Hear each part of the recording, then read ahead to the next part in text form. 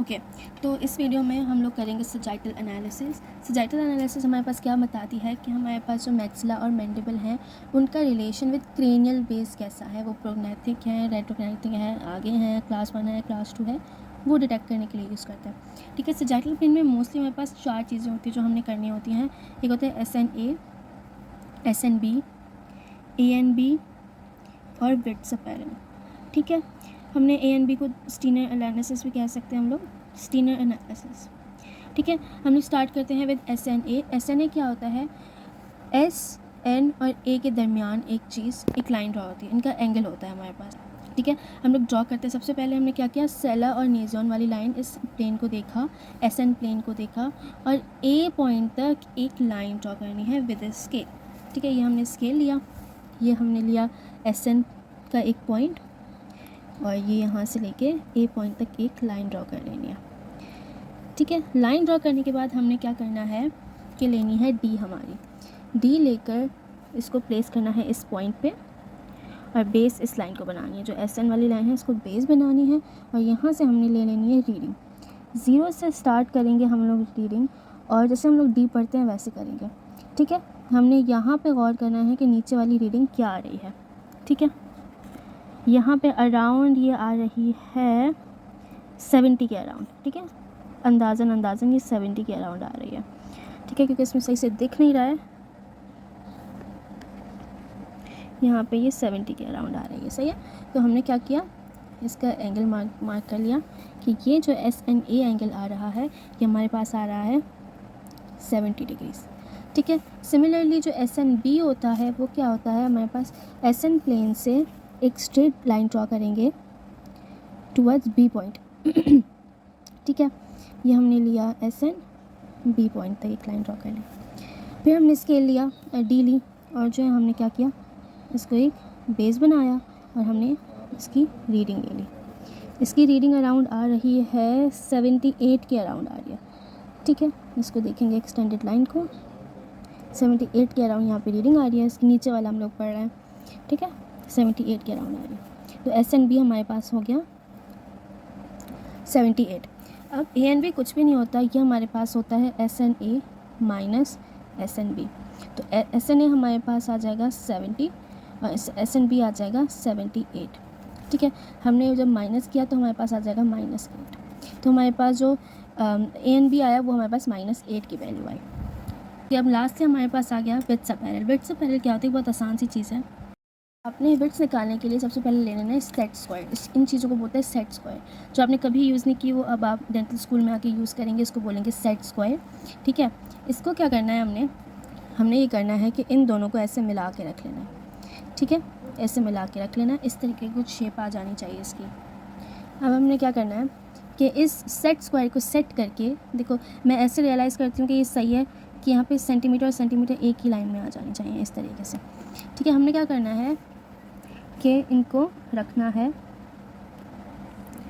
Occlusion plane पे। ठीक है, ओक्लूजन प्लेन पे सेट करना है, ये हमारे पास प्लेन है।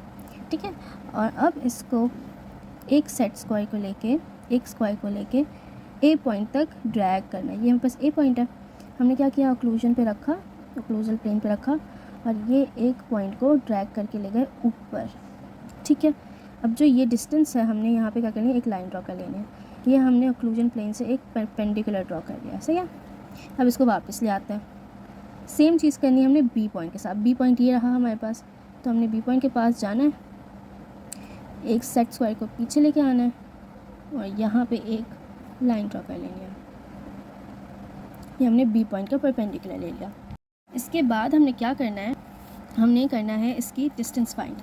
कैसे, हमने लेनी है स्केल और इसका नॉर्मल जो सेंटीमीटर वाला पार्ट होता है इसको रखना है यहाँ पे, और जो B का परपेंडिकुलर है और जो A का परपेंडिकुलर है इनके दरम्यान ये जो छोटा सा डिफरेंस है ना, इसको मेजर कर लेना है।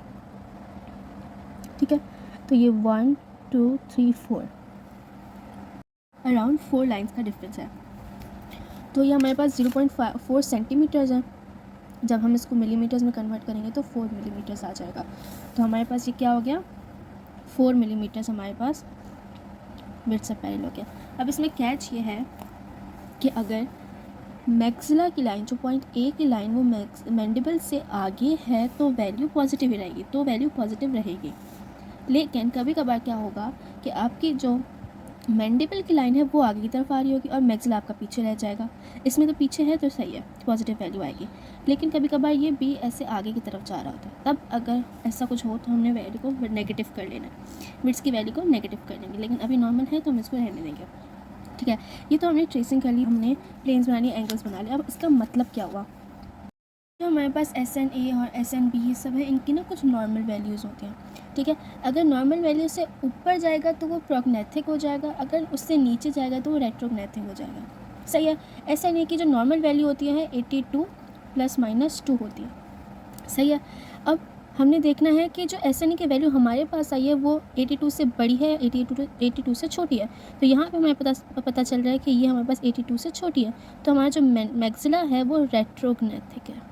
ठीक है, मतलब पीछे की तरफ है। सिमिलरली हमारे पास SNB जो नॉर्मल होती है वो होती है 80 ± 2। क्या होती है? 80 ± 2। ठीक है, हमने देखना है कि ये नॉर्मल है, कम है, ज़्यादा है। तो हमने देखा कि ये तो नॉर्मल वैल्यू में आ रही है क्योंकि 80 ± 2 है। तो हमने क्या किया कि नॉर्मल है, नॉर्मोग्नेथिक बोलते हैं या नॉर्मल बोल लो। ठीक है, इसका मतलब हमारा मैंडिबल जो है वो नॉर्मल पोजीशन पे है अपनी, यहाँ पे मैक्सिला की डेफिशिएंसी हो रही है। ANB हमारे पास क्या होता है, ये हमारे पास बताते हैं कि क्लास 3 क्लास 2 कौन सी क्लास है। कैसे पता चलेगा? इसकी वैल्यू होती है 4 ± 2 या फिर 2 to 4 हमारे पास होती है। अब जो ANB होता है हमारे पास, उसकी नॉर्मल वैल्यू होती है 2 या 2 से 4 के दरमियान। अगर इससे छोटा होगा तो क्लास 3, अगर इससे बड़ा होगा तो क्लास 2। तो हमने देखनी है जो हमारी वैल्यू आ रही है -8, तो ये तो बहुत पीछे की तरफ जा रहा है, तो इसके हमारे पास क्या होगा, हमारे पास क्लास 3। ठीक है, लास्टली हमारे पास है विड्थ अपैरल। इसमें हमारे पास क्या होता है, नॉर्मल वैल्यू इसकी होती है -1 से 0 के दरमियान। यहाँ पे हमारे पास है 4 mm, जो कि हमारे पास 0 से बहुत बड़ी है। अगर वैल्यू 0 से बड़ी है तो क्लास 2 होगा, और अगर छोटी है तो क्लास 3। तो यहाँ पे बड़ी है तो यहाँ पर क्लास स्केलेटल क्लास 3 हो जाएगा।